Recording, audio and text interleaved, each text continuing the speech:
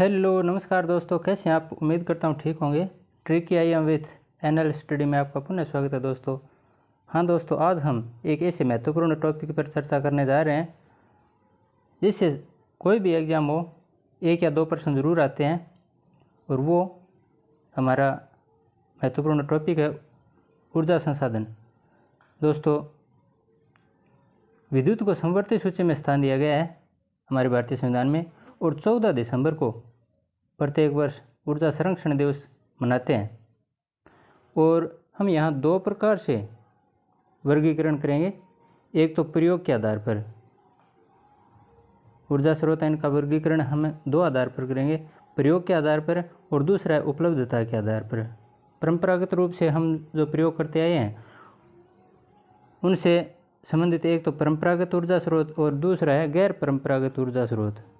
इसी प्रकार उपलब्धता यानी जो स्रोत हैं उनकी उपलब्धता के आधार पर एक तो नवीकरणीय स्रोत हैं और दूसरे अनवीकरणीय स्रोत।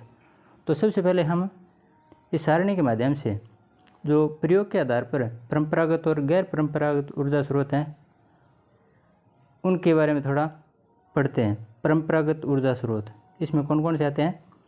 जीवाश्म ईंधन। कौन से?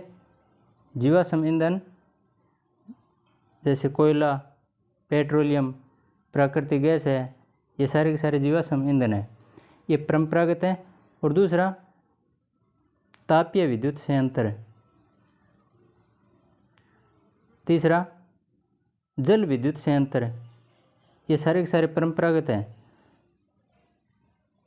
चौथा जैव मात्रा या बायोमास, और पांचवा है आणविक ऊर्जा।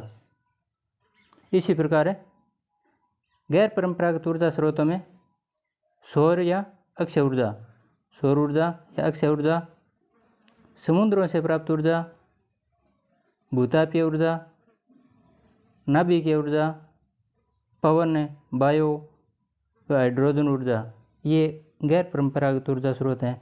और हाँ दोस्तों, मैं थोड़ा सा बायोमास और बायोगैस इसके बारे में बता देना चाहता हूँ कि जानवरों के मलमूत्र से वायु रहित अवस्था में जब अपघटन होता है और उस अपघटन से प्राप्त ऊर्जा होती है उसे बायोगैस कहते हैं। क्या कहते हैं? बायोगैस। ये बायोमास और बायोगैस 2 शब्द आते हैं। तो बायोगैस है जानवरों के मलमूत्र से अपघटन द्वारा, और दूसरा बायोमास कचरा जैसे सरसों की भूसी है, चावल की भूसी है, उससे प्राप्त ऊर्जा है, वो बायोमास कहलाती है।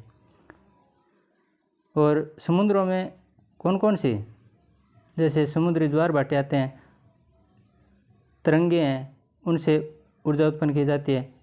तो ये ज्वारीय तरंग ऊर्जा समुद्रों से, और पृथ्वी से निकलने वाले जो गर्म स्रोत हैं उनसे भी ऊष्मा प्राप्त की जाती है।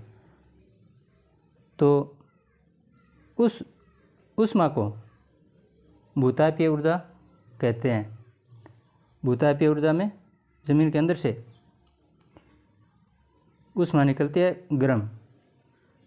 और राजस्थान में तो हालांकि इसका प्रयोग ज़्यादा नहीं होता है। राजस्थान के संदर्भ में अगर हम देखना चाहें तो 2 संभावित क्षेत्र जरूर हैं। जैसे एक तो माउंट आबू है सिरोही में, दूसरा पुष्कर अजमेर वाला। यहाँ भूतापीय ऊर्जा के 2 स्रोत जरूर संभावित हैं, इनके अलावा नहीं है। और ज्वारीय ऊर्जा है, ये तो राजस्थान में कोई कहीं क्षेत्र है ही नहीं जो समुद्र के किनारे हो। तो इस प्रकार है। और ये परंपरागत और गैर परंपरागत ऊर्जा स्रोतों के बारे में हमने पढ़ लिया। इसका उपलब्धता के आधार पर भी वर्गीकरण है। नवीकरणीय ऊर्जा स्रोत और गैर नवीकरणीय ऊर्जा स्रोत। नवीकरणीय यानी जिसका दोबारा प्रयोग हो सकता है, यानी जिन ऊर्जा स्रोतों को दोबारा बनाया जा सकता है वे नवीकरणीय, तथा जिन ऊर्जा स्रोतों को दोबारा नहीं बनाया जा सकता, दोबारा प्रयोग नहीं किया जा सकता, वे होते हैं अनवीकरणीय। तो नवीकरणीय में कौन से होते हैं? सौर ऊर्जा, चाहे कितनी बार प्रयोग करो दोबारा उसका प्रयोग कर सकते हैं। पवन ऊर्जा है, पन्न या जल विद्युत ऊर्जा, जल विद्युत ऊर्जा का प्रयोग कर सकते हैं।